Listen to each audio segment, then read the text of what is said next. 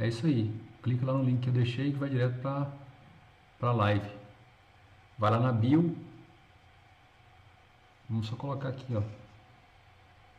Colocar link na bio.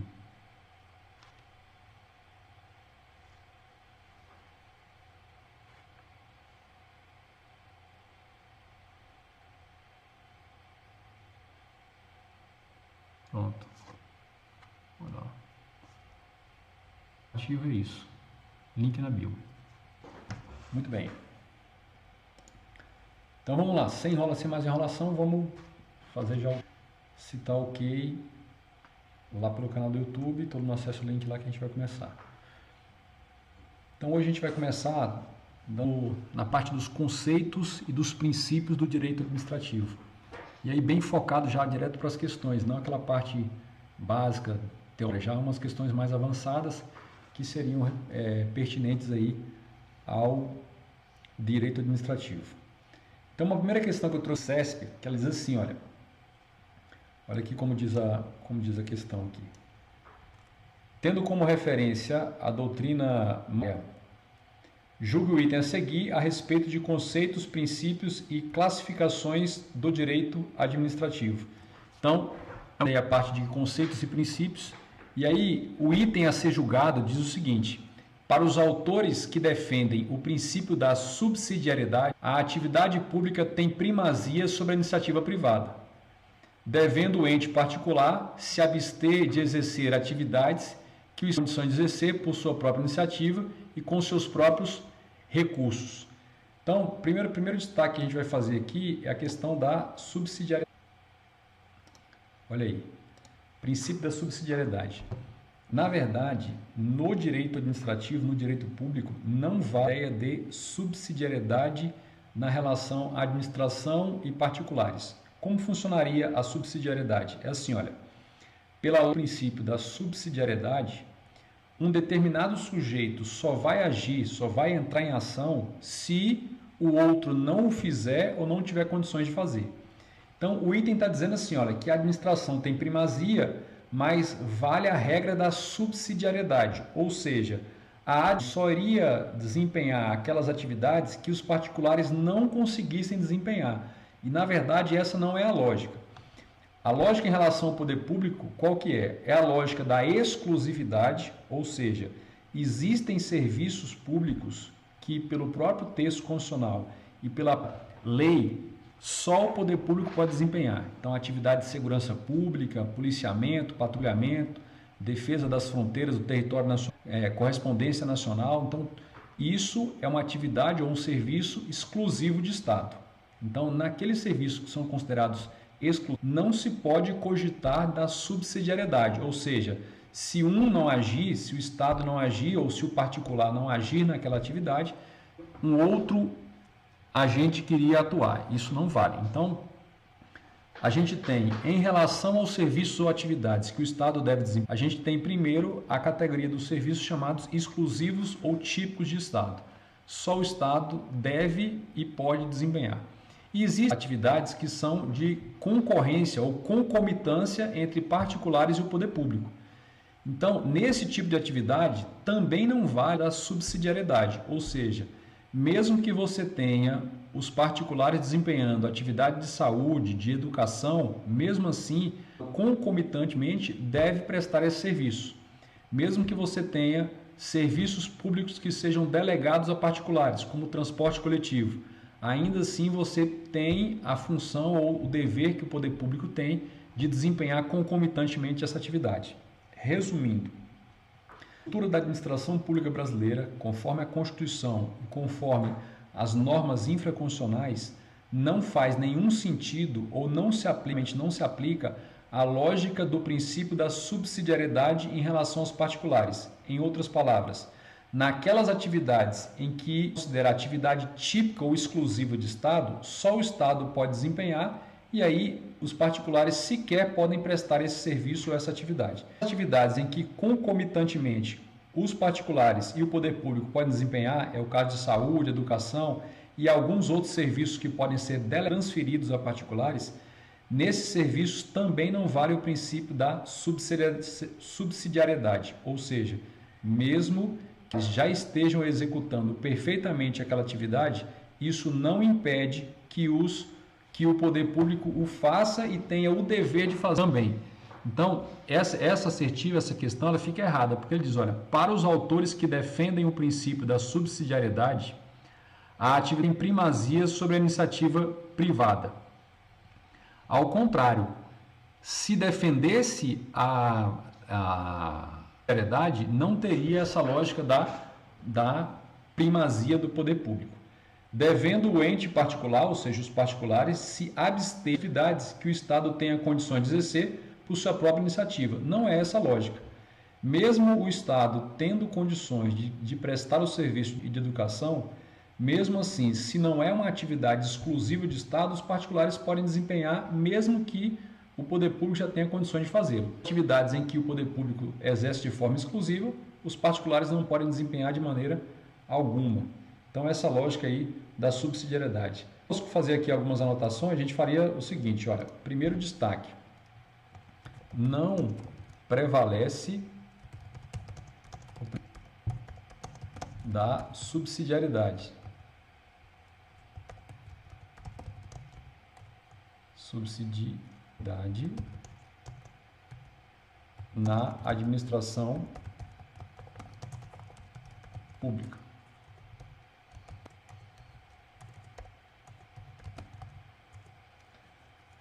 Vale o princípio da supremacia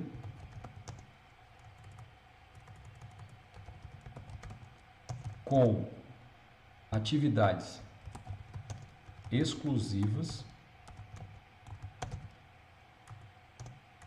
do Estado e atividades concorrentes entre Estado e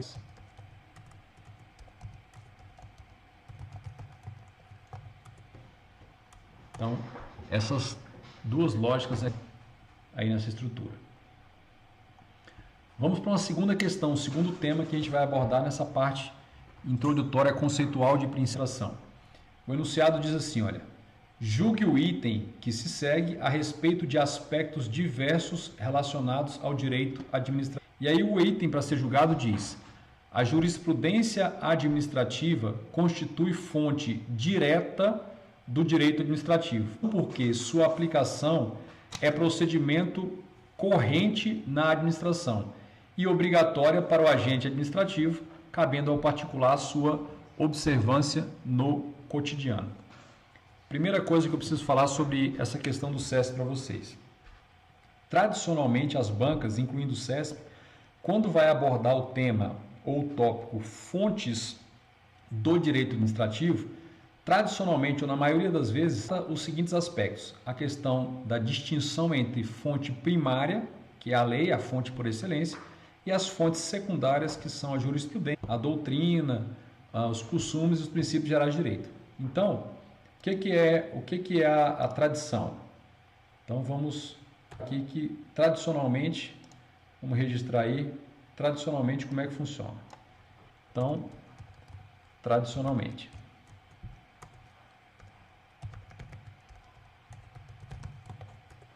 Tradicionalmente a gente tem o quê? A gente tem fontes ou fonte primária, e a fonte primária, a fonte por excelência, é a lei. O que isso significa? Que na teoria doutrinária predominante em matéria de direito administrativo, todas têm um conflito, uma situação jurídica que precisa ser resolvida no âmbito da administração. O primeiro local onde se vai buscar a solução do conflito para essa situação envolvendo a administração pública deve ser a lei. Você vai ter que buscar ler o texto das leis vigentes e encontrar a solução. E se não houver um texto legal vigente que aborde ou trate daquela questão, aí, somente aí, pode ir para as secundárias. E as fontes secundárias são jurisprudência Olha, está passando ali o carro da banana já. Jurisprudência, doutrina, costumes. Estão ouvindo aí? Diga oba quem está ouvindo aí o carro da banana. Deixa eu ver se é o carro da banana esse.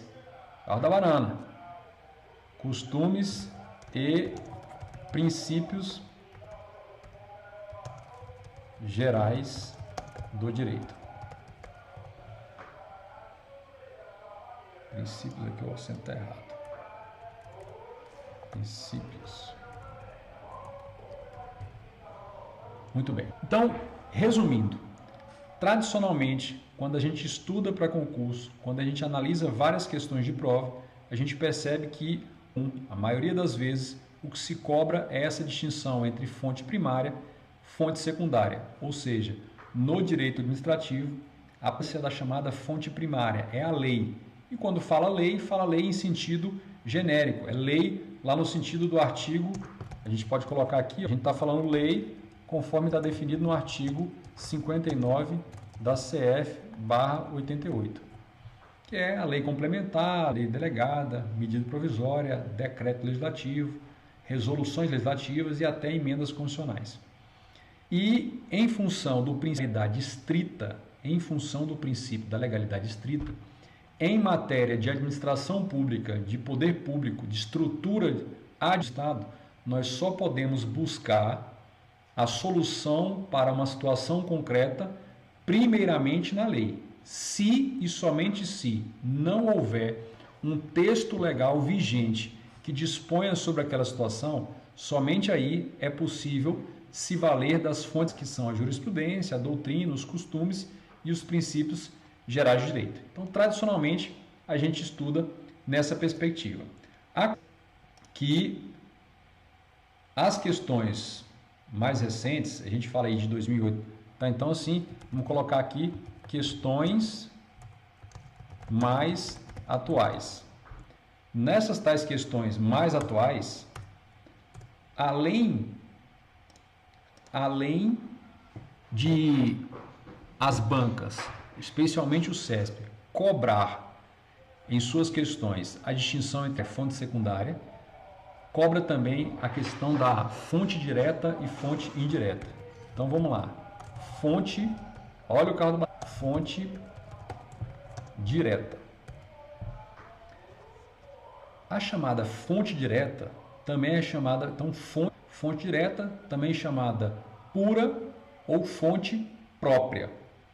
Então, fonte direta, fonte pura, fonte própria. Antes de entrar na definição do que seria a fonte direta, a fonte indireta, eu preciso dizer o seguinte: o que significa, qual é o significado de se falar que a fonte, a ideia de fonte é a ideia de local de onde se emana alguma coisa, de onde se extrai alguma coisa. Quando se fala que a lei é a fonte primária, significa que é fonte primária de alguma coisa, é fonte primária da norma jurídica.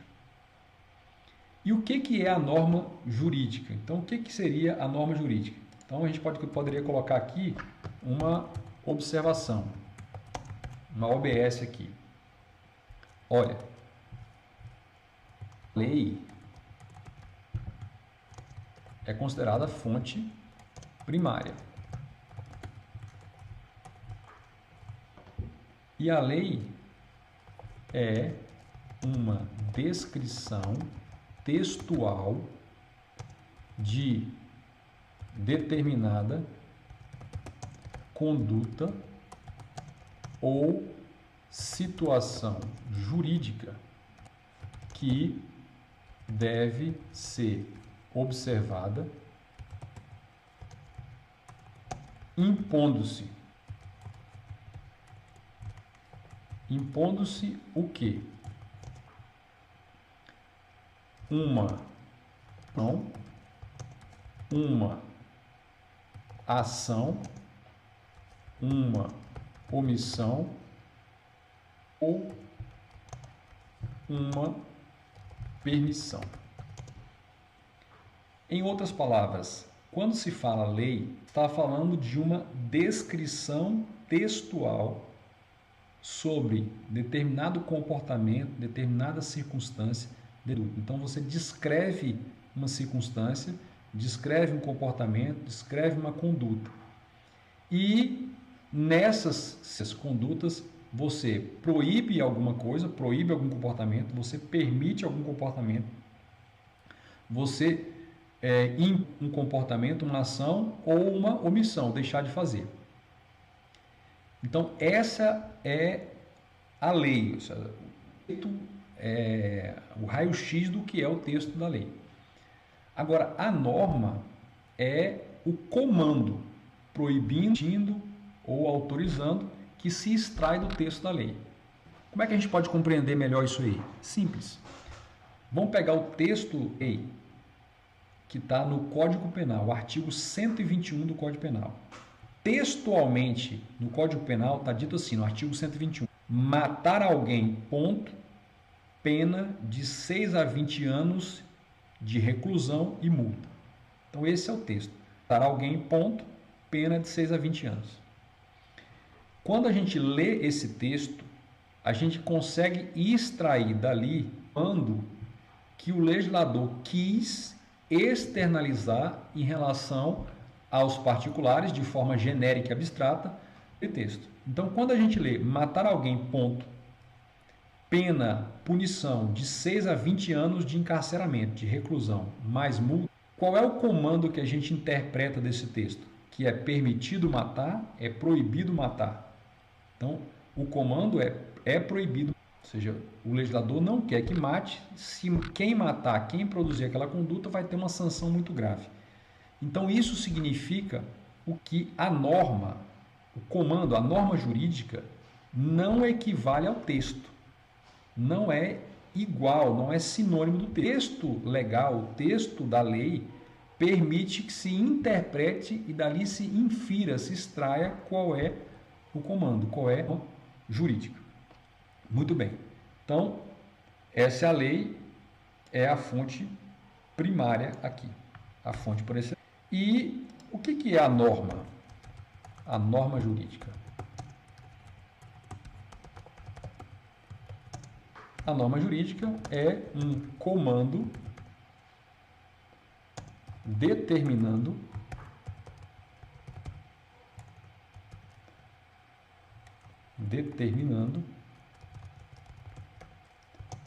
permitindo,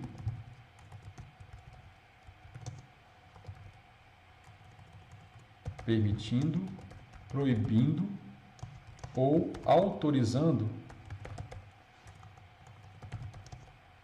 uma certa conduta humana.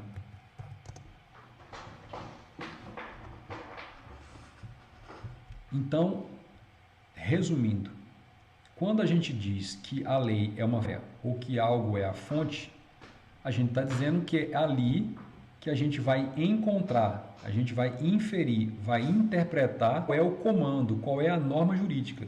Se essa norma é proibitiva, é permissiva, é autorizativa, é punitiva, então ali está. Bom, então quando a gente fala em fonte direta,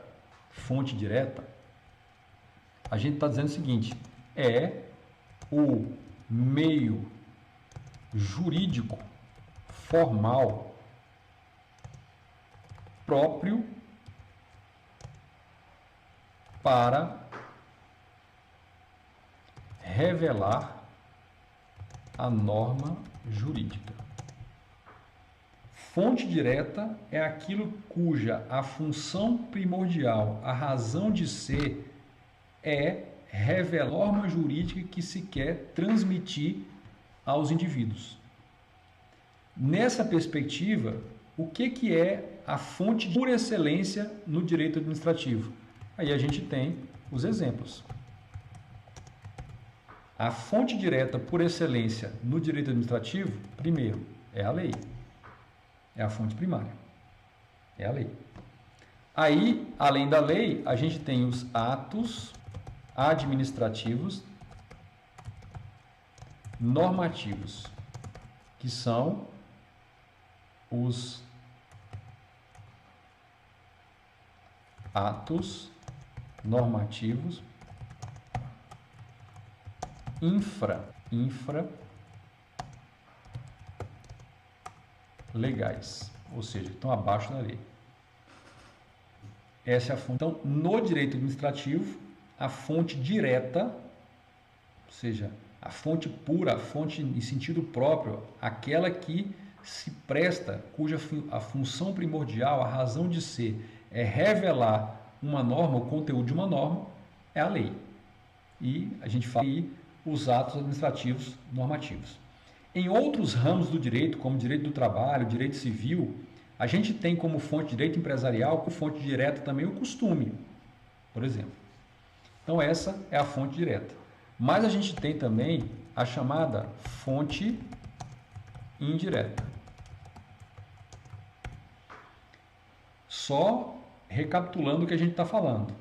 Nós estamos dizendo que já encontramos questões do CESP que vai além daquele conceito, daquela concepção trivial de fonte primária, fonte secundária, cobra isso, mas também cobra algo mais aprofundado, que é a distinção entre fonte direta e fonte indireta. E a fonte indireta, também chamada fonte impúria, também chamado de fonte imprópria, é o meio de revelação da norma, revelação da norma jurídica apenas de maneira ou imprópria. Vamos pensar comigo. A doutrina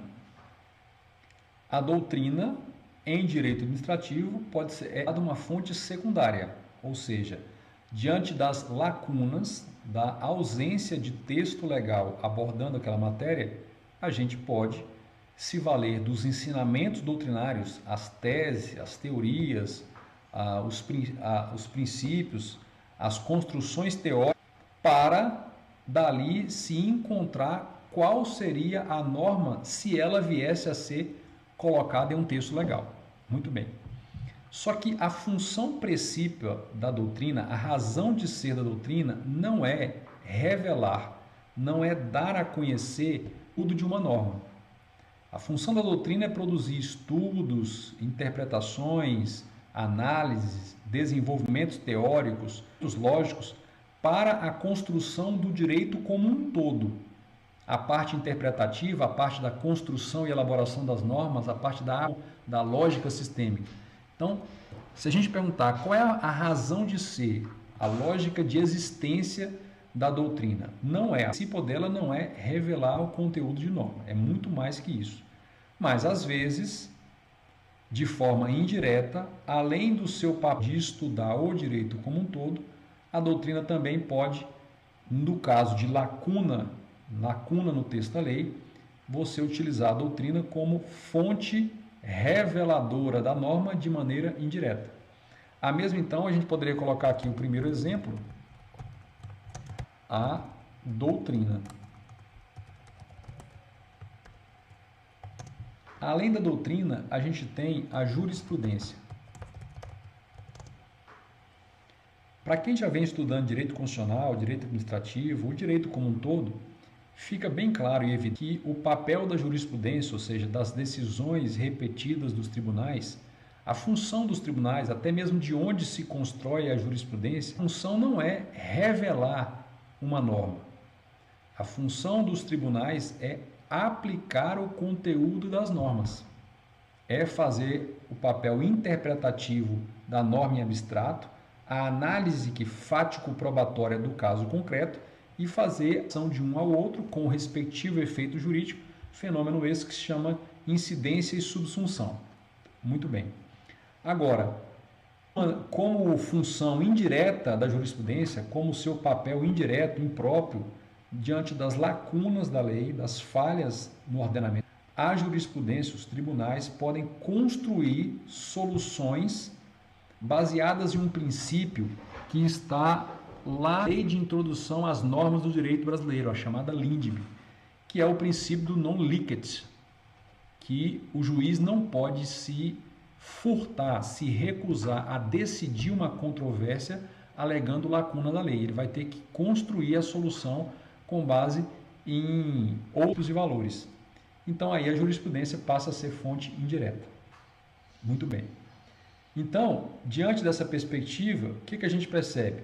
Quando a nossa questão diz a jurisprudência, então olha só, a questão diz a jurisprudência administrativa. O que é isso de jurisprudência administrativa? São as construções teóricas e de decisão produzidas no âmbito administrativo. Então, os conselhos, a própria gestão superior da administração pública, os tribunais de contas possuem a sua jurisprudência administrativa, ou seja, as decisões repetidas sobre aqueles casos semelhantes. Então ele diz, a jurisprudência administrativa constitui fonte direta. Aqui é que está. Nenhum tipo de jurisprudência, nem a jurisprudência propriamente dita, aquela formada nos tribunais, formada no Poder Judiciário, e nem a jurisprudência administrativa, elas em nenhuma hipótese serão fonte direta. Jurisprudência e doutrina são fontes diretas de revelação da norma. Então aí um erro crucial. Então diz, a jurisprudência administrativa constitui fonte direta do direito administrativo, não porque sua aplicação é procedimento corrente da administração. A aplicação da jurisprudência administrativa no âmbito dos órgãos e entidades administrativas é fato corrente, é repetitivo. Inclusive, nós temos até, olha, a gente pode até colocar aqui, para citar, a gente tem o artigo 50, parágrafo 1º, artigo 50, parágrafo 1º, a lei 9784/99, fala na possibilidade de tomar decisões baseadas em fundamentos de precedentes de decisões anteriores. Então, lá a possibilidade de você usar a chamada jurisprudência administrativa. Ela é um uso corrente. E é obrigatório? Sim. Cabendo ao particular sob observância do cotidiano? Não. Ao particular não cabe essa observância aqui. Então, os próprios servidores, a eles cabe a incumbência de observar a jurisprudência interna administrativa. Por quê? Porque eles estão vinculados à lógica da subordinação hierárquica. E essa jurisprudência, ela se constrói internamente no âmbito dos órgãos e entidades baseados no princípio da hierarquia e gerando as relações de subordinação hierárquica. Então, a questão também fica, o item número 2 também fica o quê? Fica errado. Vamos para a terceira questão. Olha, vocês estão entrando aí, como é que está aí? Vamos ver como está aqui. Vamos ver se tem uma dúvida aqui, nenhuma. Está indo. Então vamos lá. Continuando. Questão número 3. Mais um gancho aí para a gente fazer uma análise das questões. Quem está entrando aí pelo Instagram, vai lá na bio do meu Instagram, tá o link. Tem o link para você acessar apresentando aqui pelo canal do YouTube. A transmissão que a gente está falando está sendo captada da tela que eu estou analisando aqui e a minha imagem para a gente analisá-la no. A questão 3 que eu trouxe aqui para a gente analisar, ela diz assim, olha, julgue o item que se segue a respeito de aspectos diversos do direito administrativo. E aí o item para ser julgado, ele diz, de forma indireta, então mais uma vez vem essa lógica, direta no direito administrativo, as fontes inorganizadas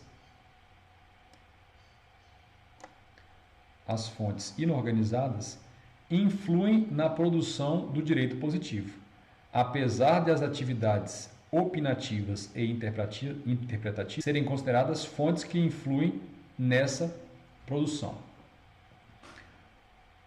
O que é uma fonte? E aí a gente entra em mais um aspecto, vamos deixar aqui, que vem se diferenciando nessas questões. Então, vamos lá, mais uma vez, vamos colocar aqui, fonte organizada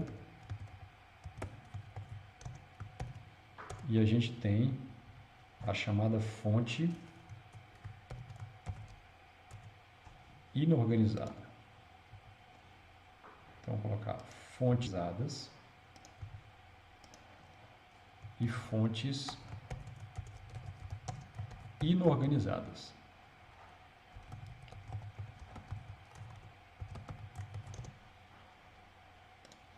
Muito bem.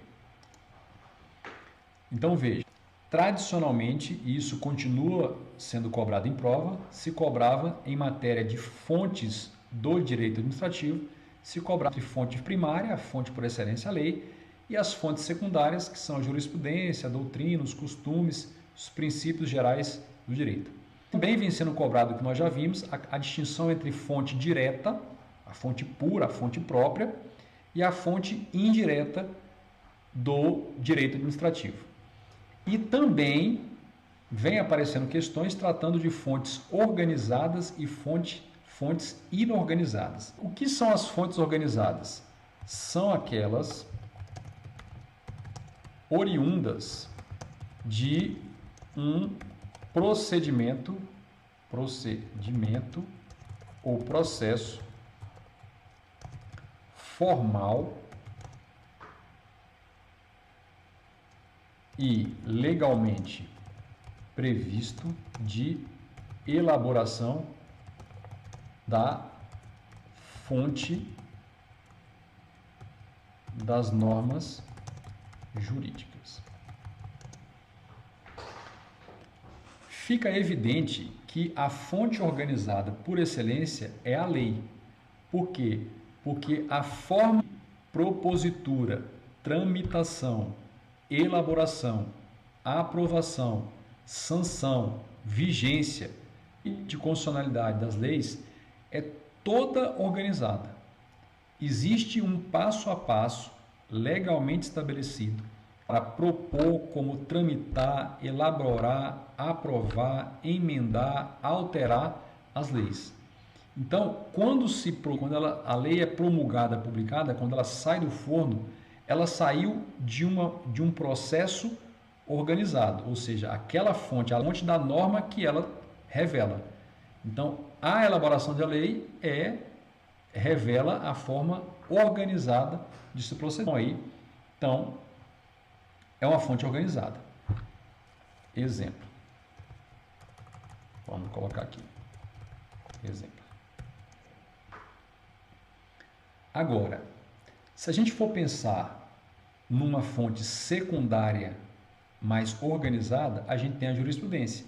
Porque para se formar jurisprudência, para se formar, por exemplo, uma súmula vinculante, para se formar lá um julgamento em caráter repetitivo, de caráter vinculante, você tem um procedimento legal próprio para gerar essa jurisprudência que serve de fonte secundária para a norma. Então, a gente teria aqui a lei e a gente teria jurisprudência. É fonte organizada. Beleza. Agora, as fontes inorganizadas são aquelas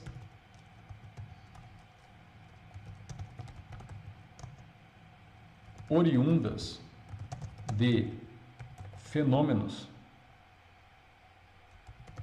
e processos cognitivos não organizados formalmente e de maneira procedimental.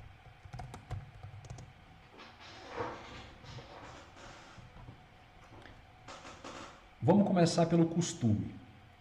É uma forma inorganizada. Não tem um processo para você propor um costume, para você validar um costume, para que ele comece a ficar tão repetido, tão arraigado no senso comum social, a ponto de se ter a convicção de que aquilo é obrigatório. Ele vai surgindo, ou seja, na verdade, o costume nasce de uma mera rotina, de comportamentos rotineiros repetitivos, isso vai tomando volume, vai se tornando cada vez mais arraigado, daqui a pouco as gerações futuras já não sabem de onde nasceu